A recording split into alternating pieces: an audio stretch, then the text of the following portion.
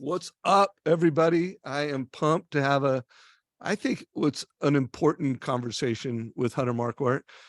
We were just kind of prepping before we went live on what should we talk about. What led to this conversation is one of his Sunday's thoughts really hit me. And I'm like, one, I want to have a conversation with Hunter about it, just on a personal level. And then two, I just thought like great leadership to bring into the community. And we did pick that as kind of the theme, like you're not as important as you think you are to both realtors and borrowers. Um, and let's talk about that. We also did consider doing like, hey, it's halftime of 2023.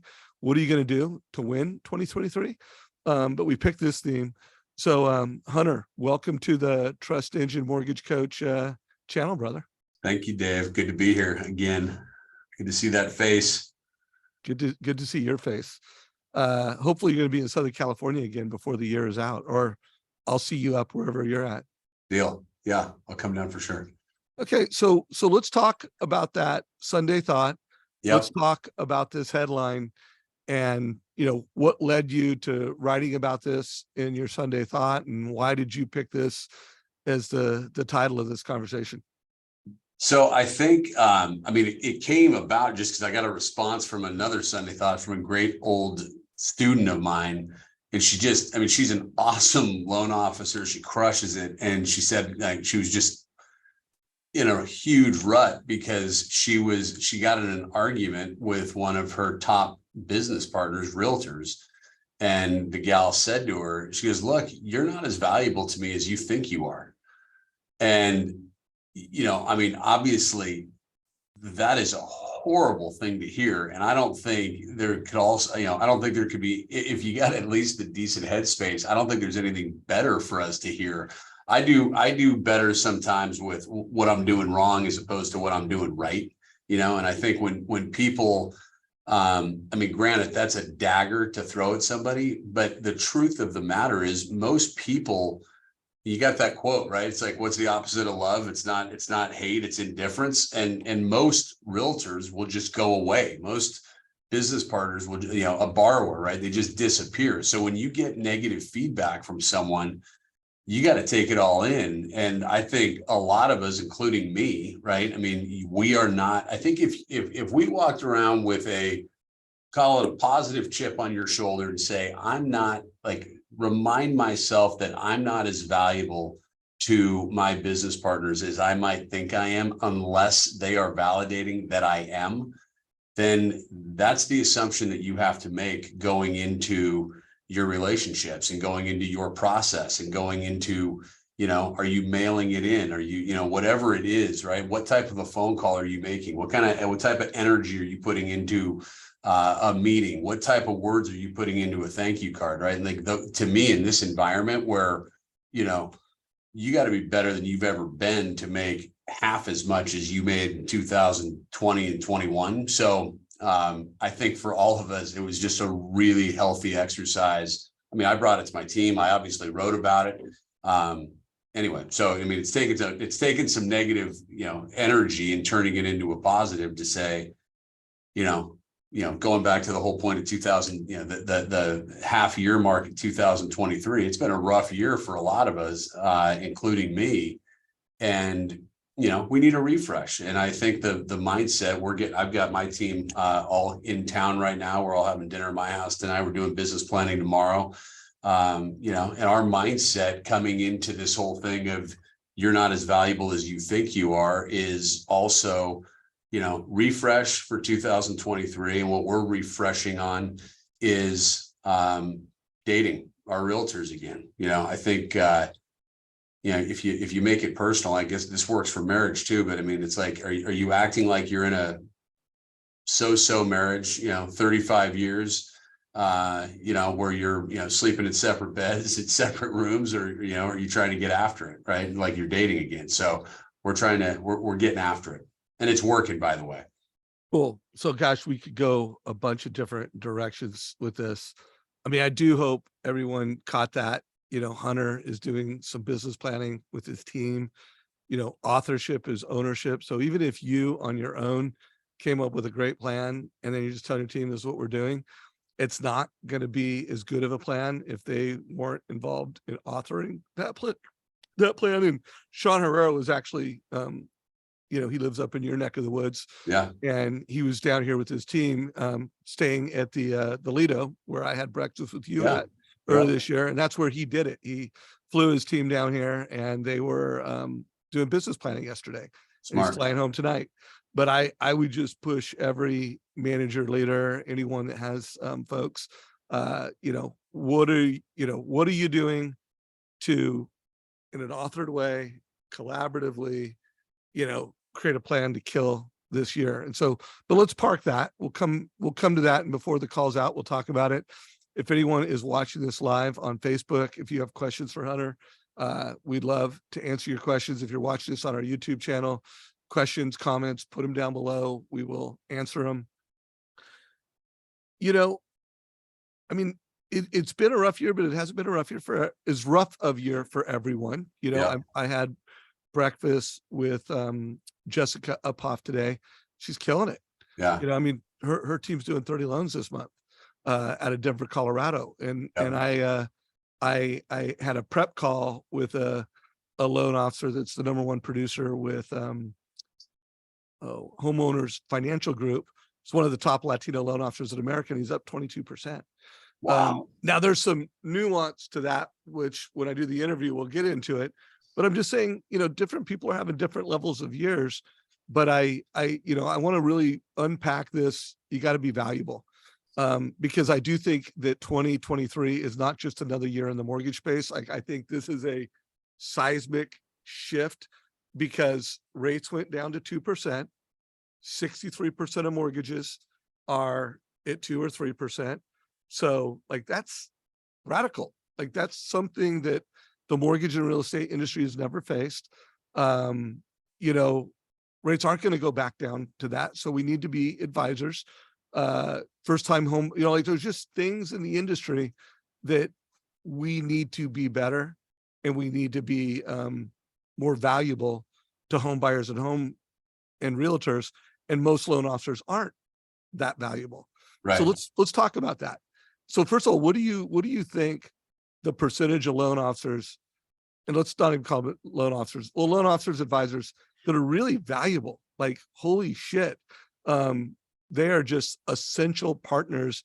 And if that realtor fires them, or if that borrower chooses to go to someone else, they really screwed up. Like, they really lost out. What's the percentage that are in the high value bucket? 10%, maybe. I mean, maybe.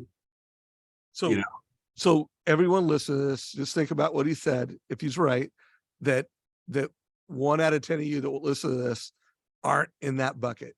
And you know what? That's a negative statement, by the way. Right. The positive statement is you could be, like every 9 out of 10 of you aren't in the bucket. Okay, 9. So you heard it from Hunter. Yeah. And by the way, Hunter, what kind of volume are you guys going to do this year? It's getting better. My hope is we end up north of 100 million. We were, which, by the way, part of it's what we're talking about right now. It's like, I kind of woke up and hearing that message, and whether or not you call it an accident or not, it was like all of a sudden May was 14 million, and June was for us at I think 7, and now we're looking at 17 or 18 million, I think, for July. So I mean, it's like I put it all to this conversation that we're having right now about focusing on what makes us valuable and useful, and it's all relative to what market, it's relative to a lot of things, but it's relative to your market, right? It's like, for me right now, it's execution. It's a $2 million jumbo loan on a 14-day close, right? Like, these people would shop me every way with Sunday if they had 30 days, So here's what we're going to do for the rest of the conversation. We're going to close the conversation with it's halftime, and what does a good day of strategic planning with your team, what does Hunter do to crush the next year? So we're going to do a little closing list on that, but let's spend the bulk of this call on, and let's try to come up with like a compass. So, north, south, east, west, what are the 4 pillars, 4 pieces of compass, if you want to literally be a mortgage advisor of high value? Like let's not do 10 things. although there probably is a lot, but let's try to come up with 4 pillars that loan officers that kick ass in these 4 pillars, they really are that valuable. So what first comes to your mind if we're trying to solve for 4 cornerstones of value? I mean, you have to establish, I always talk about the fact, right? Like, I know I say it just in repeat mode to everybody. My business partners need to believe they're going to be more successful with me as their lender, or they shouldn't use me. My clients have to believe they have a better chance of home ownership with me as their lender, or they shouldn't use me. So what is that, for me, what does that mean? I mean, there's a bunch of different things, but I mean, it's converting your leads, right? I mean, it's spending 30 minutes to understand the needs of, you have to understand people's fears right now of buying. You have to be able to talk to someone to say it's not the right market for everybody, but it's a very great market for a few or some, right? And to make the assumption, there's so much negativity. So anyway, to literally have an impact on a buyer's excitement and motivation to buy in this market, I think is the number one thing. And you can only do that, in my opinion, through verbal communication. You can't do it through emailing a loan application to somebody saying, we'll talk when everything comes back in. So I would say, starting for me, number one is I'm very proud to tell my business partners that I convert my own leads and I spend time with their clients up front. So would it be safe to assume that to truly be a value, you got to be a great conversion partner? So we'll just call it the North Star is conversion partner. Let's unpack a few of the key skills to be that conversion partner. And, if there were, 3-ish, I'm not even going to put a number on. Name off some skills that you need to have. I mean, you kind of already did.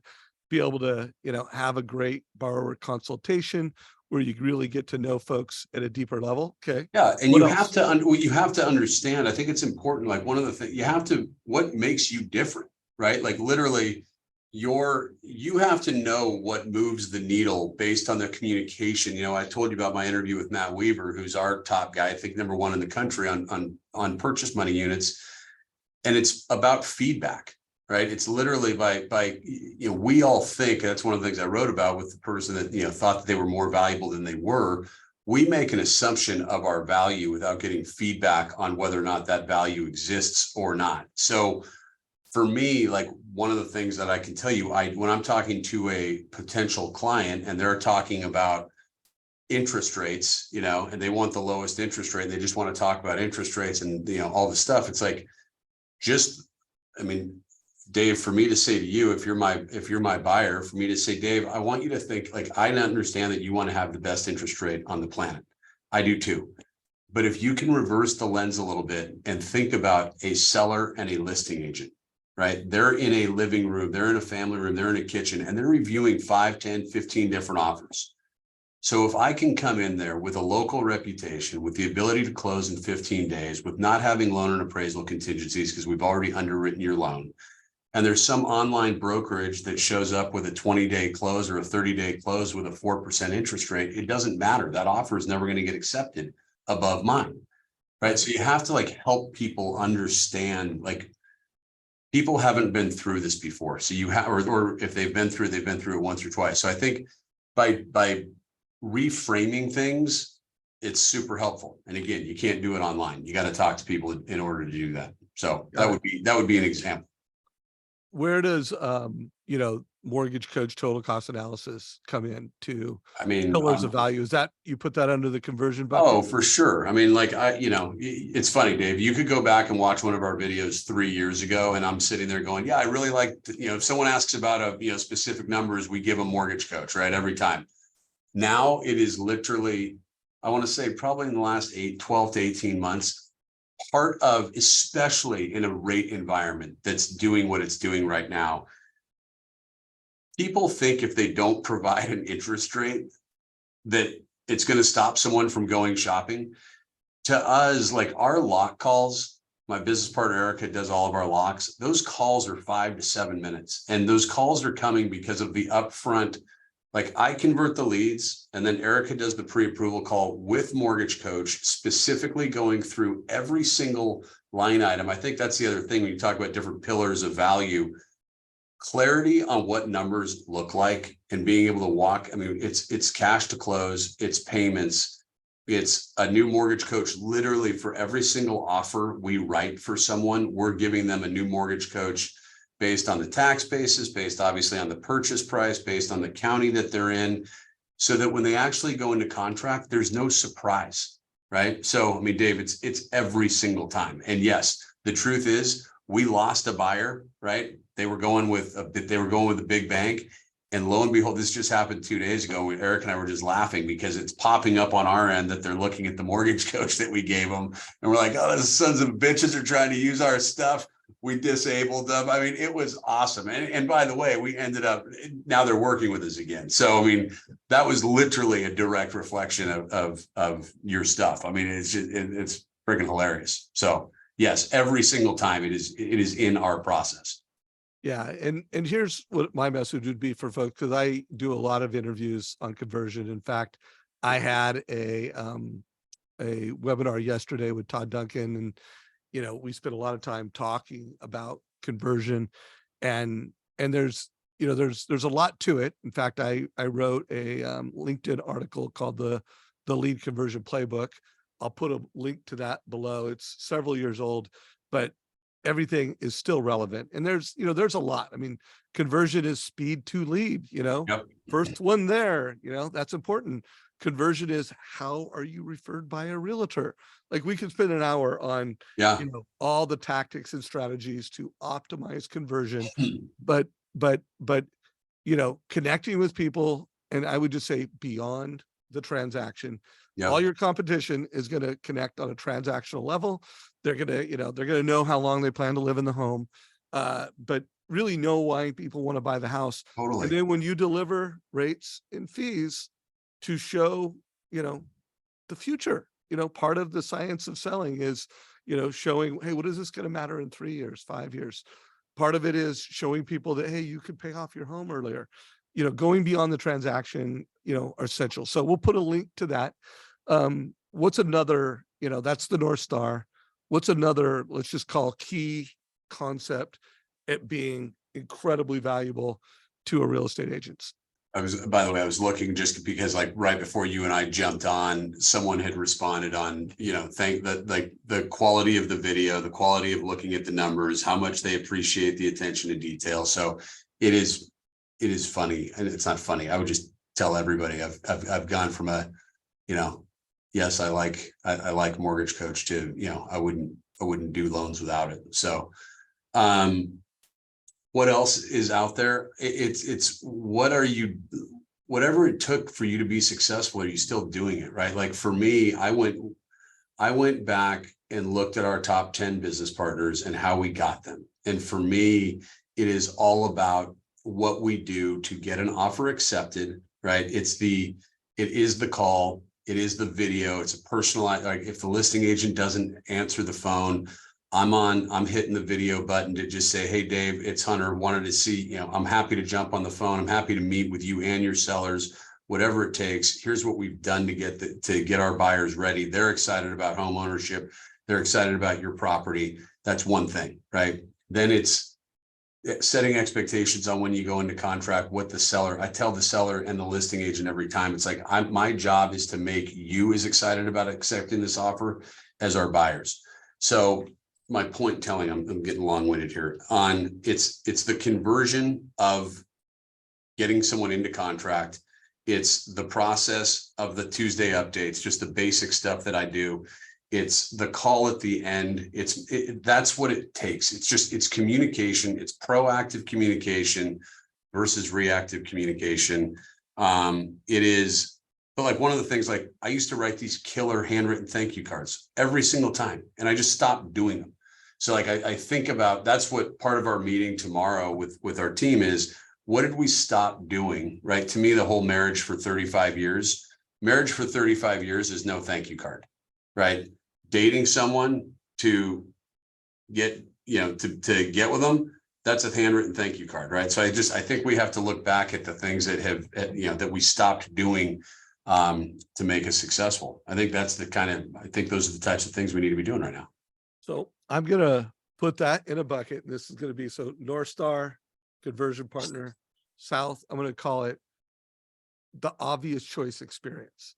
Like you want to be the obvious choice. There's an experience, and it may not have, everything he listed didn't necessarily improve the conversion of the borrow he did, but it's like, if you're a realtor and you're getting all the things that he just described, like you're the obvious choice. There's an experience that's being created that makes you the obvious choice. And I'm getting the feedback, Dave, to prove that I'm on the right track. Right. Got it. I'm And, getting, and it's not just you thinking that, it's realtors saying that. yeah. I mean, the one-to-one videos, right? I mean, the video that comes back and it's not like, hey, I'm so excited to work with you. It's like, hey, Dave, I understand you got 10 different options that you're looking at. We want ours to be number one. Whatever I need to do to get there, let me know. We can do X, Y, and Z. Please know we're excited. I mean, I think so much of it right now is the energy that people bring. People are exhausted. They're bitching and moaning. And that's not sexy. I mean, it's just not. So I think people have to show up differently with every little thing that they're doing. So anyway, Yep. By the way, can I tell everyone you gave me absolutely no prep for this call? Oh yeah. Well, I mean, I think anyone who knows me, there's no prep, guys. I think what makes our content cool is like, there's always great people, like I make sure the people that I put on this channel are not only incredibly successfully financially, but they're doing business the right way. Like they're good people that are advisors. I want to turn every loan officer into an advisor that, helps families beyond getting a loan. Cause I think there's a lot of loan officers that can help families get loans. Yeah. I want to create loan officers that change how people get into debt and help people achieve financial freedom. And super pumped. Have I told you about the new nonprofit that I've recently launched, First Home IQ? I'm one of the advisors. Oh, that's right. Have I told you? I guess it's getting so big time that I can't remember who's on the advisory team. So we got two more. We got West, we got East. I've got some personal ideas on what they are, and I could give you hints if you need help. But if there was another bucket that creates someone of extraordinary value, and just let me know if you want me to start rambling and giving you options. Well, I mean, I probably go too tactical on like just the execution of the loan. Like, we talk about all the fun things and thank you cards and gifting and all that stuff. You need to be able to execute flawlessly, quickly in this environment. So I would say for me, that's probably the lead, is like the execution of the loan and the terms of the loan in my market. And this is why I say, depending on what market you're in, if you're in a market that everyone's doing 45-day closes and 60, whatever, then you got to figure out a different value. For me, that's not what I'm dealing with here. So give me some hints. Well, I'll tell you, I had Jeremy on this Tuesday's call, and him and I co-interviewed Gina Myers, and it was called Gina Myers Top 6 Mortgage Strategies, where she was sharing her strategies, and Jeremy was like, after she'd share it, he'd go, hey, this is what I like, this is what I like, this is what you could do better. And then he did a bit of a tangent, but it was like a super, like, in fact, we need to create a piece of micro content around it. But he mentioned that he said, I reached out to my realtors at one point to find out, like, why do they do business with me? Like, he goes, I had a perspective of why they did business with me, because I'm a hustler, I keep in touch, I'm funny, I've got this witty personality. He goes, but no one said that and why they do business with me. And I'm going to give you two right now, because I think they tie to execution. But one of them is you do what you say. And guys, and a lot of people think that the word integrity means that you're an honest person who tells the truth. That is part of integrity, but real integrity is doing what you say you're going to do. And I kind of put that, like, instead of calling it flawless execution, I personally think in order to be someone who's perceived as integrity, you need to have a flawless execution platform, or else you can't be an originator of integrity. And so I think integrity is one of those pillars. Like, you have to be perceived as high integrity and someone that keeps your word, to be that valuable. And I look at it, Dave, you and I talked about it right before we went live, which is people hate sales. The reason salespeople have the reputation they do in a negative light is because they create a perception of value and then they don't execute on it, right? Where what you're talking about is the exact opposite. If you create a perception of value and you execute on it, that's the magic formula. And I agree with you. I mean, I agree with Jeremy 100%. If you don't, I mean, this business, if you don't have a good local reputation for exactly what you just said, honor, I mean, if I called my business partners, I could say it in bragging. I mean, my strong suspicion would be they would all say, because you always do what you say you're going to do. And I mean, if you don't do that, honestly, I don't know that you should be in the business. Yeah. Well, I'll go ahead and, again, this is my compass that I just made up while we were talking. But another one of the things that when Jeremy kind of riffed on, you do what you say, you always do what you say you're going to do, and you come through. And then they said, and you're calm under pressure, and that made me think of mindset. Now, when I think of mindset is optimistic. Mindset is someone that's attractive to be around. In the mortgage business, guys, there's two kinds of loans with problems and loans with solved problems. Like that's the loan business in a nut. And I just think, if you could have a, incredible mindset that had a personality and an energy that elevates people, and you're calm under pressure because every loan has problems, like that's incredibly uncommon, incredibly valuable. What are your thoughts? Yeah. Well, I think for one, complicated loans are what make us valuable, right? I mean, if every loan was easy, then we literally wouldn't exist. And I agree with you 100%. It has to do, like, we all know people in our lives. I mean, Dave, I could just say, everyone listening to this call, you think of one person that you really like, and you think of one person that you don't. And more than likely, the person that you really like, you can rely on, and the person that you don't, you can't rely on. And when you look at, like, we as a team talk about it, right? Like, you compliment by email, you deal with problems by phone, right? Like, you don't hide, you're out in front, you create you create a solution. And I agree with you 100%. Having people in your, like, if you're a lender that a realtor can trust, it's everything. And if not, you're just your standard, that's why a lot of realtors don't like lenders. So let's go through this, and then let's just, see if we can think of something that's missing, because I just made up the 4 because, sounded cool to make a compass.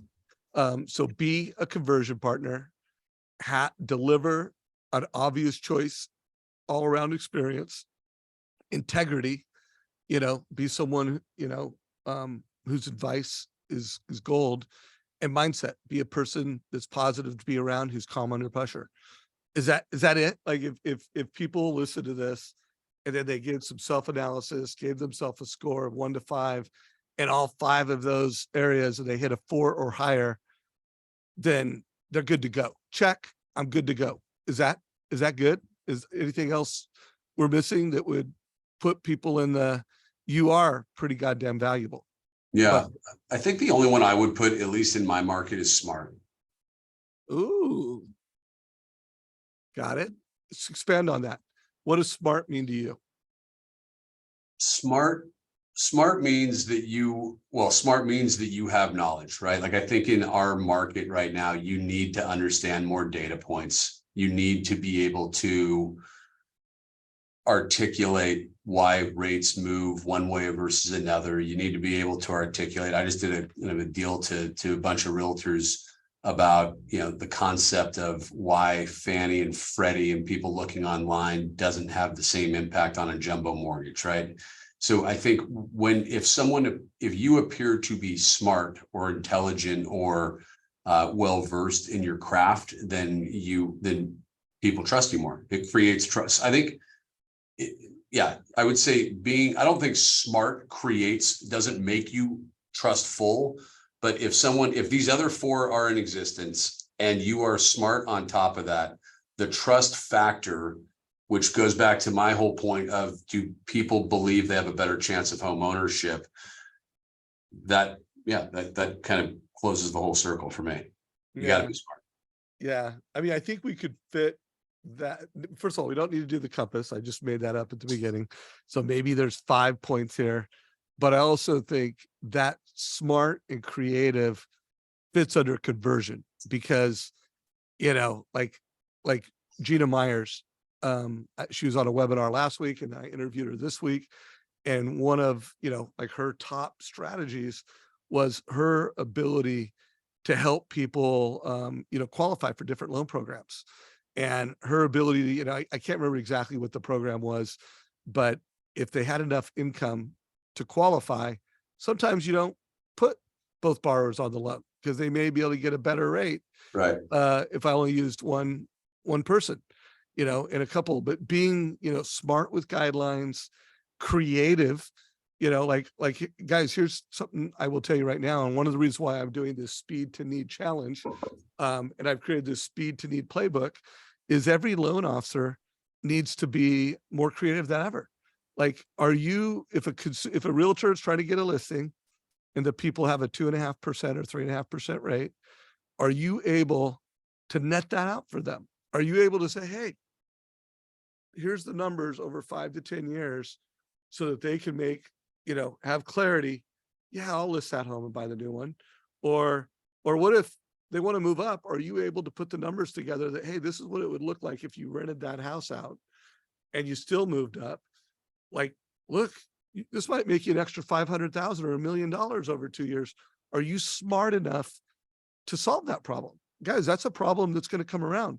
Or like first-time home buyers, like there's a lot of first-time home buyers that want a house hack. And are you able to get them off the fence into escrow, writing a winning offer? Because I'm hearing more and more that, the houses that are priced right, it's competitive again Yeah. in your market. So in order to get a winning offer, you got to be smart. You got to be savvy. So we're And by definitely the gonna way, have, Dave, I would take it one step further too. You got to be smart and savvy to help the buying agent. Again, I don't mean to talk about Matt Weaver again, but one of the things that, he structures every deal with his business partners.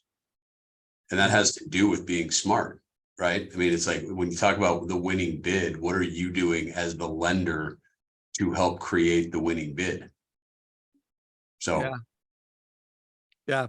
Okay. So first of all, I think we have added a lot of value. We've put some really thoughtful things together for folks. Hopefully you guys all got value. If Hunter and I missed anything, well, not if, we know we missed a lot of things. Share those in comments. Let's, as a community, we want you to be the obvious choice. We want you to be valuable. And then lastly, go back and reflect on this. This would even be an exercise to take back when you do your second, I'm getting ready to do my, second, or it's called halftime report. When you go and you get ready to, get with your team, author your strategy, like going through this exercise and making this a topic would not be a bad idea. Hunter, what are you doing for halftime planning with your team? Like is it a half day? Is it a full day?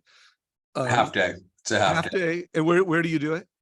We're just doing it here in our office. And what's the agenda? Like, what's that look like for you? So the agenda it's a couple personal things, right? So I want everyone coming, everyone knows this ahead of time. I want a couple of goals that everyone wants to work on with themselves for Q3.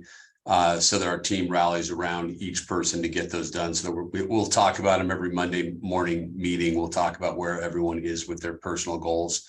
And then I do kind of a halftime report on, the first 6 months of the year. We have a theme. Our theme is going to be, the team doesn't know this yet, but the theme is going to be, dating versus, we're dating our business partners again. I've got some stuff that's more, it requires a longer conversation, but I'm doing some stuff offshore. So we're talking about different roles and responsibilities on the team members that are here, how every person on our team can impact the sales process and how every person on our team is in fact in sales. And then redefining roles and responsibilities with some of the stuff that we've got going offshore. And then obviously just talking about what metrics we're expecting for the rest of the year. Cool. And what is there a deliverable? Is there some things that, you want to have done at that event, things that are going to get done days after? What's the outcome and what are the measures and how do you follow up to that meeting? So we'll go through, after we go through it, Erica and I will get together again with Erica is my partner, Bridget's my assistant. We'll get together again because I want the measurables. I want to be defined. You talk about like having group buy-in. Group buy-in comes from group participation. So I want to work through all of the numbers with the team on what our expectations are from, July 1 to, thankfully we have a very nice July. So yeah, I mean, it will, I don't know what the exact numbers will be yet, but it will be around volume. It will be around business partners. It will be around, I've got some new things that I'm thinking about for myself. Like, if I meet with a business partner, I'd like to believe that I'm going to convert them. So every single time, assuming it's someone that I already work with, so be it. But just to give everyone an example, every buying agent and listing agent that we close a transaction with, I need to meet with those people, right? It's like, so that's a metric that we're going to start tracking for the rest of the quarter. Just to, I think we have to, we have to create new metrics based on what's happening. There's long-term metrics on how many leads we want, how many pre-approvals we want, how many locks we want, blah, blah, blah. But I think there's some, as an example. So I got to report to my team on a weekly basis, how many of if we closed 5 loans this week, how many of those realtors have I scheduled meetings with, right? Because for me, that's just, if I do that, the simplicity of it's stupid. Yeah. So I hope everybody caught that. So he's going to open it up, going to review results. And Hunter, do you know your conversion rate? You will have it. I know. I do not. I cannot tell you with certainty what my. But I actually. You know it. You just don't know it off the top of your head. But you will be able to run a report and know exactly what your conversion rate is. That's correct. And like literally, Spar saw your. I emailed him your text and he's like, this will be done. So like, I should have that to you in the next few days. Okay, cool. So here's my kind of wrapping a bow around it. So to me, the 2 number 1 metrics that runs a highly profitable, highly successful, sustainably successful team is conversion and retention. And, I interviewed the CEO of HomeBot a couple of days ago. It'll be on our YouTube channel. And he made a case, which by the way, I agree with him. I think retention should be the single number 1 metric for sustainable long-term success, because that really holds you accountable to your database, which is your most valuable asset going forward. So, it's kind of like, what's more important, strategy or tactics? Like they're both important. Yeah. Nothing happens without both of them. But I longer conversation, but I want to push everybody who's doing their mid-year planning, know your retention. I would push you, Hunter, to know, coming to that meeting with, hey, we've got this size of database. We did this many loans out of our database. That means our retention is X. And our conversion, lead to loan, is boom. And then obviously there's more metrics, like how many leads do we need in order to achieve our goal? Well, how many partners do we need to achieve that goal? But I just want to really push everybody going into their planning to really make your database a priority so that you're building it, because you own that. Like realtors have legs. What's the number? Isn't the number 15% of your database turns over each year? Is that the number? It varies depending on interest rates, and right now it's as low as it's ever been. Because the market's struggling. And in 2020 and 2022, or 21, it was the highest it's ever been. But do you have any idea? 12 to 15% would be a good number from a planning perspective. And then do you know in general what is a healthy retention number? Oh, well, when I did the interview, he, there's a couple of public companies out there. Yeah. And he called out, Rocket. Now, Rocket says their conversion is 91% in their public report, but the way they do retention isn't. Anyways, we called it out. We got into details. Watch that interview. I'll put a link down below. But 40-ish% is it.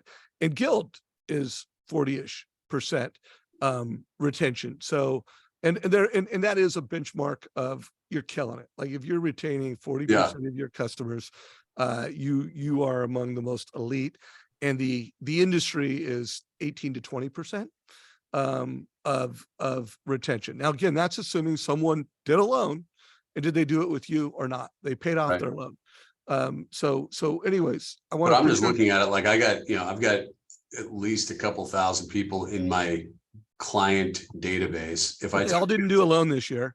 If I took 15% of that, that's 300. And if I took, well, remember your retention number and your annual pull-through rate are different. Like what you're calling out is, if I got 1,000, is it possible to do 100 loans out of your database? Now in 2021, that would have been low. Like it should have been 20% or higher. This year, I honestly don't know what it is. Whatever it is, it's the lowest it's been. But here's what I would tell you guys: know the number. Like how many past customers have? What do we do? And if the number is like 2%, 3%, 4%, just know there's a lot of meat on the bones. Is it 12%? Is it 15%? I don't know. I know it's not 20. I know it's not 5. It's somewhere in between. And again, it's going to vary from market to market, database to database. But go into those planning meetings with the data, and then come out of those meetings with goals. Like this is the data. These are the goals.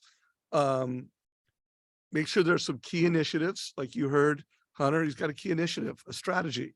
Make sure that I'm going to get a meeting with every realtor that we do a transaction with, whether we have a relationship or not. So you come out with those strategies, and then make sure you're measuring them every month. You've got the systems in place so that, coming out of this meeting, someone on your team, if you don't have a team, it's you, is end of the year or end of every month, we're looking at it. And then, schedule your Q3 review now. Make sure that you have another quarterly review, put it on the calendar, tell everybody when it is, where you're going to do it. And again, we could go on, but those are, some keys to crushing the second half of the year. Yeah. All right, dude, anything else you want to wrap about before we wrap? Any closing thoughts? I'm adding, based on this call, it's something we talk about, but I agree with you 100%, which is just being addicted to your metrics and looking at them on a daily basis is so freaking important. Yeah. And you guys, you can, look, figure out of your past customers, how many loans did I do a loan with so far this year? And then you can have a monthly goal. Maybe it's 1%. Let's just say 0.5%, 0.5% of my database, I should be doing a loan with every month. And when you got thousands of past customers, that's real loans. And then make sure you have activities that are happening to drive that result. If you do not have your database monitored by Sales Boomerang, and you're not using, Trust Engine, our whole platform, you are losing loans. You are not optimizing your database. I'm a big fan of HomeBot. Do you use HomeBot? I do not. Yeah, you should consider that. Powerful customer retention platform. If you want to optimize all of that, Trust Engine, HomeBot, there's a few other things you could do, but that would be a good start, bro. All right, man. Well, hopefully you got value listening. Everybody, give this a like if you liked it. Share it with your mortgage friends. Share your ideas down below. And Hunter Marckwardt. Thanks, brother. Appreciate it. Brother. All right.